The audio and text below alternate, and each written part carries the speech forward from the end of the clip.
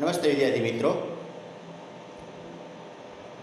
આપણે વિદ્યુત ડાયપોલ વિશે ઘણા કન્સેપ્ટ સમજ્યા અને હવે આજે આપણે વિદ્યુત ડાયપોલ કે તેનું વિદ્યુત ક્ષેત્રના દાખલાઓ વિશે શીખીશું અને એક નાનો કન્સેપ્ટ આપણે સમજીને પછી આપણે વિદ્યુત ડાયપોલના દાખલાઓ જોઈએ.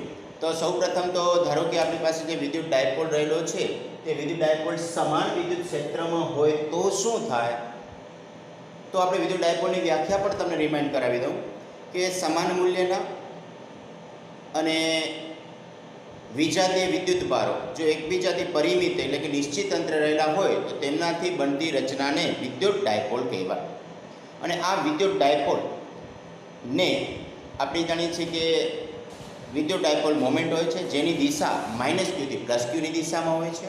હવે આ કન્સેપ્ટ સાથે જો આપણે આવા વિદ્યુત ડાયપોલને સમાન વિદ્યુત ક્ષેત્ર ધારો કે આકૃતિમાં દર્શાવ્યું છે તે પ્રમાણે y દિશામાં હોય એવા સમાન વિદ્યુત ક્ષેત્ર સાથે વિદ્યુત ડાયપોલ મોમેન્ટ જેની દિશા તમે જાણો છો કે આ દિશા છે વિદ્યુત ડાયપોલ મોમેન્ટની દિશા -q થી +q તરફ તે થીટા કોણ બનાવે છે.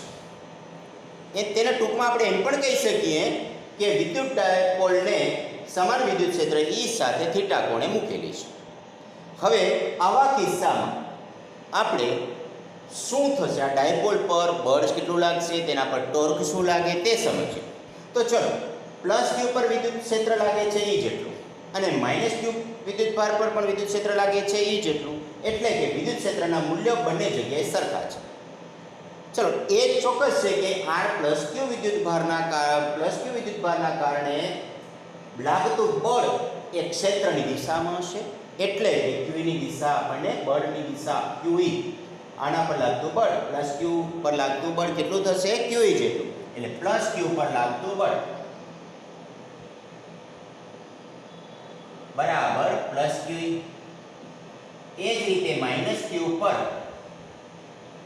લાગતું બળ બરાબર -qe. પણ તમે જોઈ શકો છો કે બંનેની દિશા એટલે કે આ +q ની દિશા અને -q ની દિશા પરસ્પર વિરુદ્ધ છે. મૂલ્ય સમાન છે, દિશા વિરુદ્ધ છે, એટલે આપણે જાણીએ છીએ કે આ બળો અને પાછા બંને તમે જોઈ શકો છો એક રેખસ્થ પણ નથી. એટલે અગાઉના ધોરણમાં 11મા ધોરણમાં આપણે ભણ્યા છીએ બળ યુગ્મની વ્યાખ્યા કે સમાન મૂલ્યના અને વિરુદ્ધ દિશાના અને એક રેખસ્થ ન હોય તેવા બળો બળ યુગ્મની રચના કરે. એ નિયમ અનુસાર આ ડાયપોલ પરના +q અને -q પર લાગતા બળો બળ યુગ્મ રચે છે. હવે બળ યુગ્મના કિસ્સામાં ટોર્ક લાગે. હા, એ ચોક્કસ છે કે આ +q અને -q ની દિશા વિરુદ્ધ છે, તો ટોર્ક કેટલું લાગશે? ચલો આપણે એ પણ ખ્યાલ છે ટોર્ક કેટલું લાગે. તો આ ટોર્કનું મૂલ્ય આપણે જાણીએ છીએ કે ટોર્ક બરાબર બળ યુગ્મના કિસ્સામાં લાગતા ટોર્કનું મૂલ્ય એટલે બે બળો પૈકી કોઈ એકનું મૂલ્ય એટલે +qe કે -qe પૈકી કોઈ એકનું મૂલ્ય લખ્યું છે આપણે ગુણ્યા બે વચ્ચેનું લંબ અંતર. હવે આ છે qe જે રેખા આપણને મળે છે અને આ જે -qe જે રેખા મળે છે તે બે બળો વચ્ચેનું લંબ અંતર એટલે બીજું કાંઈ નહીં પણ AB અંતર. જો લંબ અંતર ઇમ્પોર્ટન્ટ છે, અંતર ઇમ્પોર્ટન્ટ નથી. અંતર તો આ થશે અને આ અંતર તમે જાણો છો કે 2a અંતર થાય, કારણ કે P બરાબર q × 2a આપણી પાસે વિદ્યુત ડાયપોલ મોમેન્ટ છે જ. એટલે આવા કિસ્સામાં આપણે AB અંતર શોધવું પડશે, એટલે આપણે qe × AB અંતર. હવે AB અંતર કેટલું? તો તમે જાણો છો કે આ જો ખૂણો થીટા હશે તો આ ખૂણો પણ થીટા થશે અને જો આ ખૂણો થીટા થશે તો આ ખૂણો π/2 - થીટા થશે. મિત્રો યાદ રાખજો, આ ખૂણો π/2 - થીટા થશે. હવે આ π/2 - થીટા ખૂણાની AB તો પાસેની બાજુ છે, તો આપણે cos વિધેય વ્યાખ્યાયિત કરીએ તો આપણે લખીએ છીએ કે cos થીટા બરાબર પાસેની બાજુ એટલે કે AB છેદમાં કર્ણ એટલે કે 2a અંતર. તો AB બરાબર મિત્રો તમને ખ્યાલ છે કે AB બરાબર કેટલા થશે? 2a cos theta. હવે થીટાની જગ્યાએ આપણી પાસે તમને ખ્યાલ છે કે π/2 - થીટા છે યાદ રાખજો, આ તો મેં સૂત્ર cos થીટાનું લખ્યું છે, બરાબર છે. અહીંયા આપણી પાસે થીટાની જગ્યાએ π/2 માઈનસ થીટા છે, તો એ બી બરાબર આપણી પાસે થશે 2a cos π/2 માઈનસ થીટા. હવે આપણે જાણીએ છીએ કે cos π/2 માઈનસ થીટા એટલે qe 2a sin થીટા. હવે આપણે એ પણ જાણીએ છીએ કે આ q 2a એટલે વિદ્યુત ડાયપોલ મોમેન્ટ p, તો આપણે આને p લખી શકશું p e sin થીટા, એટલે કે ટોર્કનું મૂલ્ય મળ્યું p e sin થીટા. હવે આપણે એ પણ જોઈએ કે આ ટોર્કની દિશા કઈ હશે, તો તમને ખ્યાલ છે કે p ની દિશા કઈ હોય છે? p ની દિશા -q થી +q ની દિશામાં, એટલે કે આપણે જો હું તમને કહું તો આ p ની દિશા આપણે લઈએ છીએ, તો આ p ની દિશા છે. વિદ્યુત ક્ષેત્રની દિશા કઈ છે? ચલો આ રેડ પેન છે, વિદ્યુત ક્ષેત્રની દિશા લઈએ છીએ, y દિશામાં છે. બંને વચ્ચેનો ખૂણો થીટા છે. હવે આપણે આ બંનેથી બનતું સમતલ એટલે આ, તો તેને લંબ આપણે જમણા હાથનો સ્ક્રૂ રાખીએ છીએ. ધારો કે આ પેન લઉં છું, બ્લેક પેન, એને આપણે લંબ રાખ્યું. હવે આપણે આ સ્ક્રૂને ઘુમાવીશું કઈ દિશામાં? તો તમને ખ્યાલ છે કે p e દિશામાં ઘુમાવી જોઈએ પહેલા. ચલો p થી આપણે e ઘુમાવીએ છીએ, તો આ દિશા બહારની આવશે, એટલે કે જો આપણે આને બહારની દિશામાં લેશું તો આપણે p ક્રોસ e મળે. હવે આપણે દિશા ખરેખર કઈ છે એ પણ જોઈ લઈએ. તો આ દિશા આપણને p e sin થીટા, અહીંથી તમે જુઓ છો કે આના પર લાગતું બળ સમાન મૂલ્ય, વિરુદ્ધ દિશા એકરેખસ નથી એટલે ટોર્ક લાગ્યો. આ ટોર્કની દિશા, હવે આ ટોર્કની દિશાના કારણે આ ડાયપોલ જે આપણો છે તે આ રીતે મૂવમેન્ટ કરશે, આ રીતે, અને આ રીતે મૂવમેન્ટ કરશે એટલે આપણને ટોર્કની દિશા તેના સમતલને લંબ બહાર આવતી દિશામાં મળશે. એનો અર્થ કે ટોર્કની દિશા આપણને મળશે બહારની તરફ, જે આપણે શોધ્યું આ ટોર્ક ટો બરાબર p ક્રોસ e મળશે. અને આ ટોર્કનું p e sin થીટાની દિશા આપણને બોર્ડના સમતલને લંબ બહાર આવતી દિશામાં મળે, જે આપણે p e sin થીટા ઉપરથી મેળવીશું. તો આપણે એક સૂત્ર મળ્યું છે કે સમાન વિદ્યુત ક્ષેત્રમાં જો કોઈ વિદ્યુત ડાયપોલને મૂક્યો હોય તો તેના પર લાગતું ટોર્ક કેટલું મળે. હવે આના ખાસ કિસ્સા પણ આપણે જાણીએ છીએ કે sin થીટા છે તો થીટા બરાબર 0 હશે તો ટોર્ક કેટલું, બરાબર. તો આપણે ચલો ખાસ કિસ્સાની પણ ચર્ચા કરી લઈએ કે થીટા બરાબર 0 તો ટોર્ક બરાબર sin 0 એટલે 0 થશે, એટલે કે ટોર્ક 0 થશે.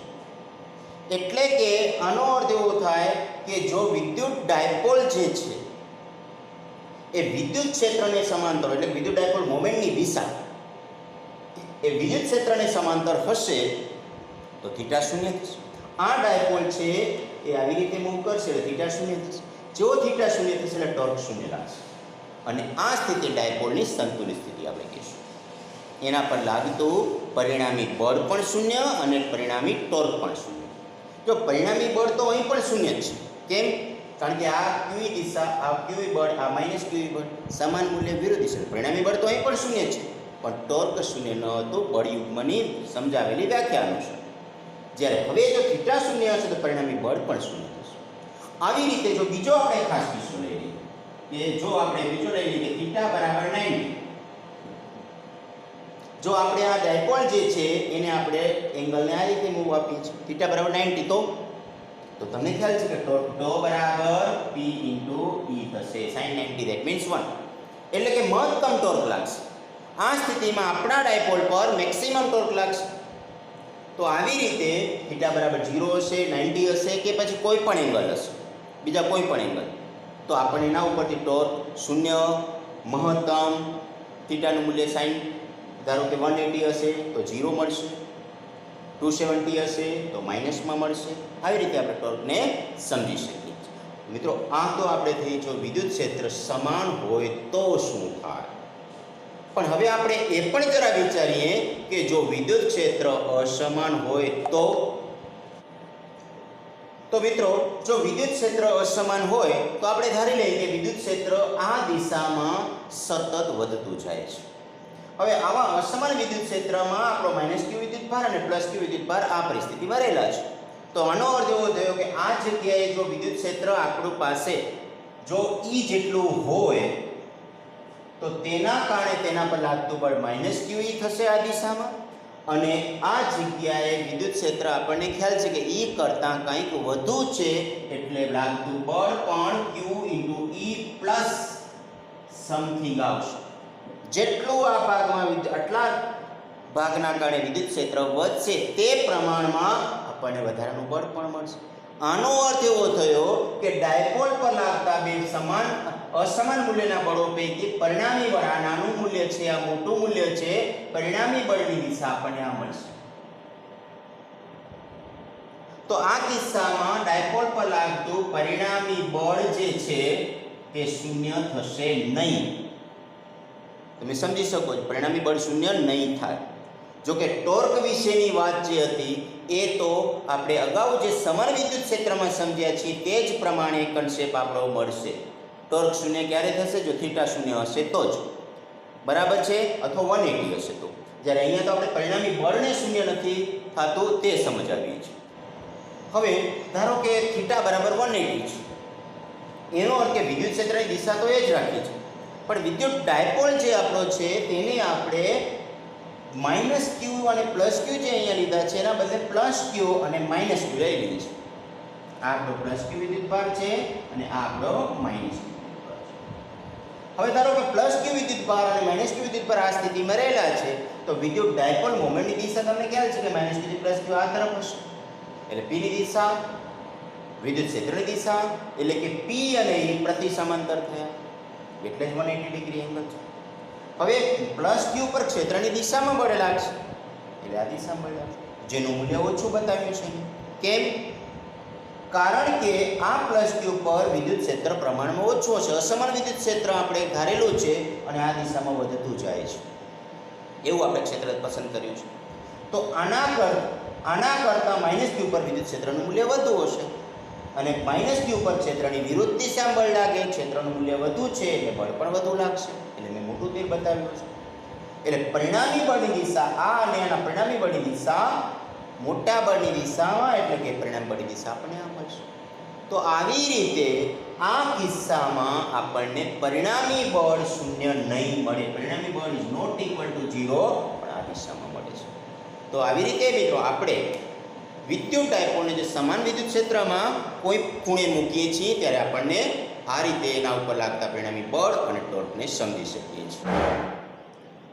હા, તો મિત્રો ઉદાહરણ 10 1.10 જે છે તેની રકમ આપણે સૌપ્રથમ સમજી લઈએ. તો બે વિદ્યુત ભારો ±10 માઇક્રોકુલમ એકબીજાથી 5 મિલીમીટર અંતરે મૂકેલા છે. હવે એ વિભાગ આકૃતિ 1.21 માં દર્શાવ્યા મુજબ, એટલે આ જ છે.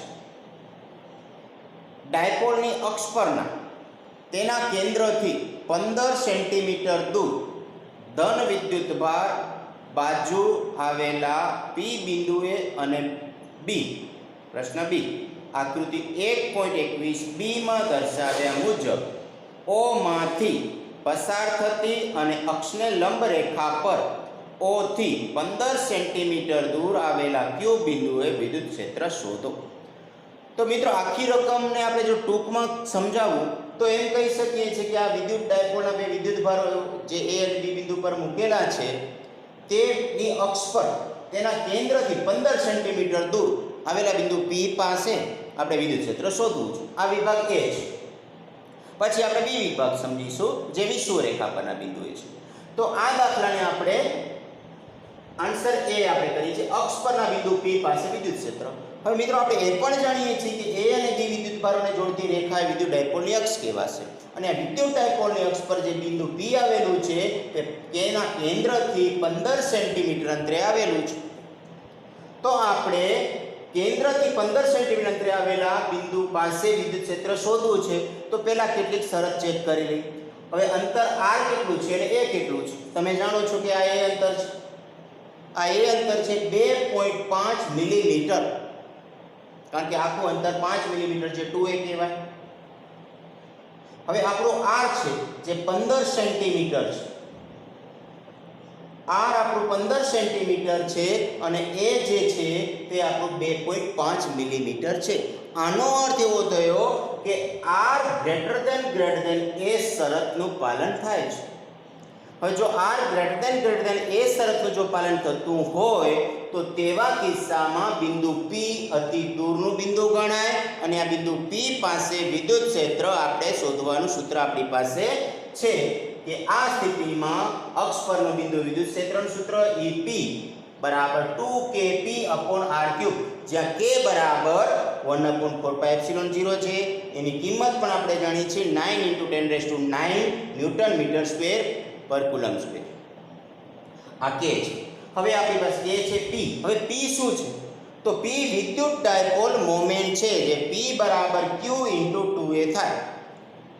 q એટલે આપણી પાસે q બરાબર છે -10 માઇક્રોકુલમ અને +10 માઇક્રોકુલમ, એટલે q બરાબર 10 માઇક્રોકુલમ લેશું તો 10 × માઇક્રોની જગ્યાએ 10⁻6 મૂકીશું એટલે 10⁻5 કુલમ મળે.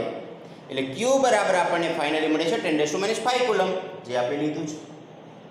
હવે 2a અંતર, તો આપણે 2a અંતર અહીં બતાવ્યું છે. 2a અંતર છે 5 × 10⁻3, તો 5 × 10⁻3, તો આપણને આન્સર ફાઇનલ મળે છે 5 × 10⁻8, 5 × 5 અને -3 -8 કુલમ × મીટર. યાદ રાખજો મિત્રો, અને સેન્ટીમીટર ન સમજતા, કુલમ × મીટર છે, સી કેપિટલ છે. હવે આ p ની કિંમત પણ આપણે મૂકીએ છીએ જે 5 × 10⁻8 મળે છે. તો 2kp/r3, તો r એટલે આપણું કેન્દ્રથી અંતર છે 15 સેન્ટીમીટર છે, એટલે કે 15 × 10⁻2 મીટર છે. એટલે 15 × 10⁻2 નો ક્યુબ, એટલે આ કરીશું.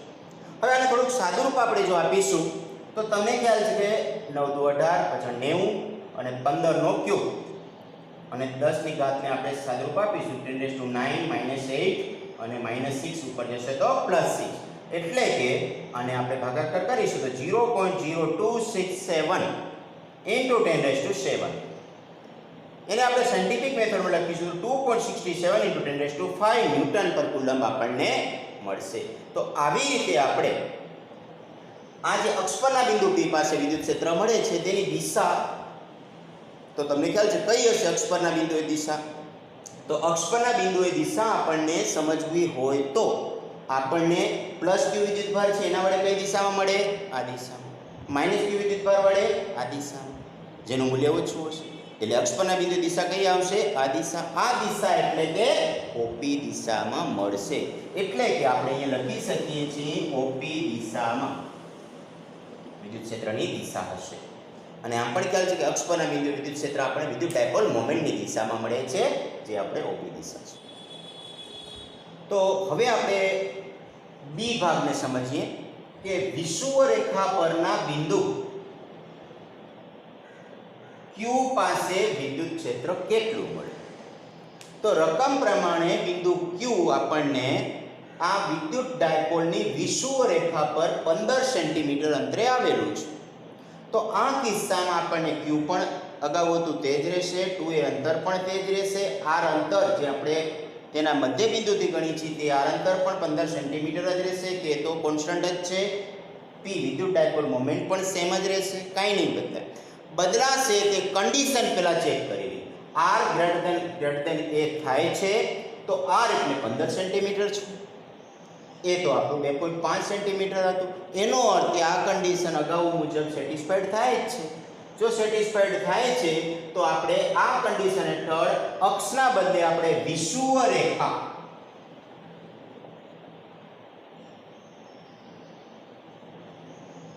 પર વિદ્યુત ક્ષેત્ર સમજવું છે. તો વિષુવરેખા પરનું વિદ્યુત ક્ષેત્ર, વિષુવરેખા પર ના બિંદુએ વિદ્યુત ક્ષેત્ર Q બિંદુ છે તો તેને આપણે Q કહીશું. તો EQ બરાબર kp/r3. યાદ રાખજો, જે અક્ષ પરના બિંદુ કરતા અડધું બતાવે છે સૂત્ર પણ તમે જોઈ શકો છો. તો kp/r3 સૂત્ર અનુસાર k ની કિંમત મૂકી છે, p ની કિંમત, k ની કિંમત અગાઉ હતી તે જ છે 9 × 10⁹ p પણ સેમ જ છે, r પણ સેમ જ છે. એટલે આ અંતર તમે જોઈએ કે 2 માત્ર આપણે કાઢી નાખેલો છે, તો આ અંતર પ્રમાણે આપણે ગણતરી કરીશું તો વિદ્યુત ક્ષેત્રનું મૂલ્ય જે આવશે તે પણ અડધું મળે. તમને ખ્યાલ છે કે અહીંયા 0.0266 મળ્યા હતા, 267 એકચ્યુઅલી 666 આવે છે, તો એનું અડધું મૂલ્ય મળશે એટલે 1.33 મળશે. એટલે 1.33 ગુણ્યા 10⁵ ન્યૂટન પર કુલમ હશે. હવે તો આપણને આ રીતે વિષુવરેખા પરના બિંદુએ વિદ્યુત ક્ષેત્ર મળી ગયું 1.33 × 10⁵ ન્યૂટન પર કુલમ. આની દિશા કઈ? તો અક્ષ પર જે મળે છે તેના કરતાં વિરુદ્ધ દિશામાં, અક્ષ પર આપણને p ની દિશામાં મળે છે જે આ દિશા છે, વિષુવરેખા પર p કરતાં વિરુદ્ધ દિશામાં છે, એટલે કે આપણને આ b એ દિશામાં મળશે. b થી a દિશા, એટલે b એ દિશામાં મળશે. આ બિંદુ આપણું a બિંદુ છે, b એ દિશા મળશે. તો આવી રીતે મિત્રો આપણે વિદ્યુત ડાયપોલની અક્ષ પર અને વિદ્યુત ડાયપોલની વિષુવરેખા પર જે સમાન અંતરે આવેલા બિંદુઓ છે તે બિંદુ વિદ્યુત ક્ષેત્રના મૂલ્યો સમજ્યા. મિત્રો અગાઉ ગુજકેટની પરીક્ષામાં આ દાખલા આધારિત MCQ પૂછાયેલો હતો. તે MCQ કંઈક અંશે આ પ્રકારનો હતો કે વિદ્યુત ડાયપોલની અક્ષ પરના બિંદુએ અને વિષુવરેખા પરના બિંદુએ આ મળતા વિદ્યુત ક્ષેત્રનો ગુણોત્તર કેટલો થાય? તો તમને ખ્યાલ છે આ ગુણોત્તરનું મૂલ્ય 2:1 થશે, જે બહુ જ સરળતાથી તમે સમજી શકો એમ છો, કારણ કે આ અડધું મૂલ્ય છે અગાઉ અક્ષ પરના મૂલ્ય કરતાં. તો આવી રીતે આપણે વિદ્યુત ડાયપોલના વિદ્યુત ક્ષેત્ર સમજી શકીએ છીએ. નમસ્કાર.